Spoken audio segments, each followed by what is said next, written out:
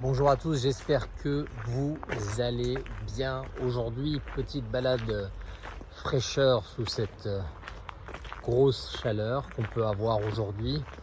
Et puis on va parler un petit peu du thème de la manipulation. On va pas aborder une deuxième partie, mais cette fois-ci, on va essayer de comprendre un petit peu plus quel est le rapport qu'on peut avoir en termes de niveau d'énergie lorsqu'on est avec un manipulateur. Ce qui est intéressant de voir quand on est dans ce rapport, c'est que lorsqu'on est dans un niveau d'énergie assez bas, généralement le manipulateur va être présent, mais vraiment présent, avec une fausse bienveillance, une fausse empathie, une fausse générosité, une fausse aide qui va vous donner l'impression que c'est vraiment vrai, mais au final, ce n'est qu'une illusion pour vous ramener au niveau d'énergie initial que vous aviez avant de le connaître. Et ce qui est intéressant à travers cette aide et ce soutien, c'est que il y aura toujours un petit pic placé de temps en temps pour vous maintenir la tête légèrement sous l'eau, pour être sûr que vous n'allez pas pouvoir respirer jusqu'au moment où lui il le décide. Et une fois que vous récupérez votre niveau d'énergie, une fois que vous retrouvez des sensations, et bien c'est à ce moment-là où de nouveau il va vous reprendre par les sentiments, il va vous bloquer sur vos désirs, vos rêves si vous en aviez, et puis il va vous faire prendre conscience que en fait vous n'êtes rien si lui n'est pas là. Prenez par exemple un exemple, je ne sais pas si moi je suis dans une relation d'amitié ou de couple, et puis j'expose mes idées, mes projets que je n'ai pas encore réalisés mais qui sont très forts au plus profond de moi.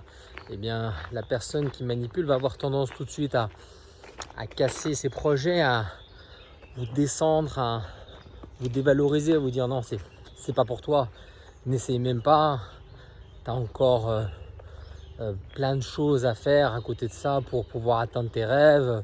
Donc avec un côté très pragmatique, très matériel, pour être sûr de vous déstabiliser.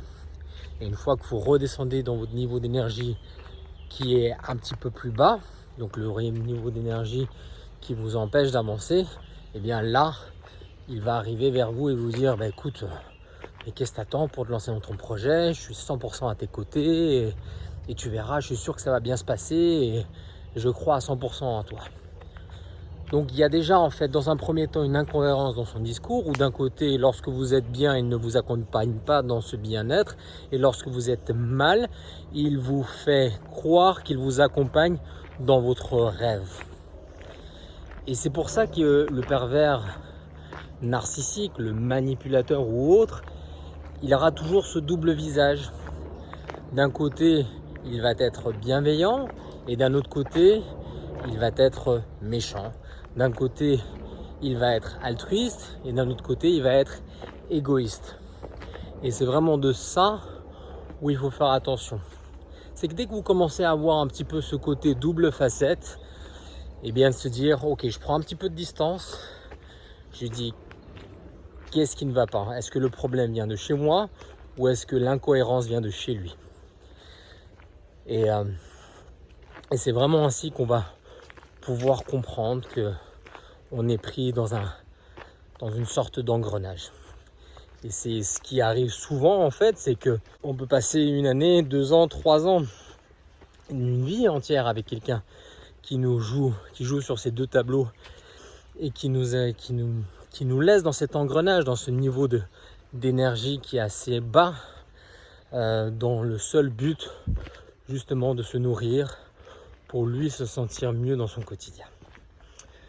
Donc voilà, le double visage, c'était un petit peu la thématique du jour par rapport à la manipulation, et puis également ce côté où on se nourrit du mal-être des autres pour pouvoir se sentir mieux, donc avec cette fausse générosité, empathie et autres, pour pouvoir également donner l'impression qu'on est un peu le sauveur.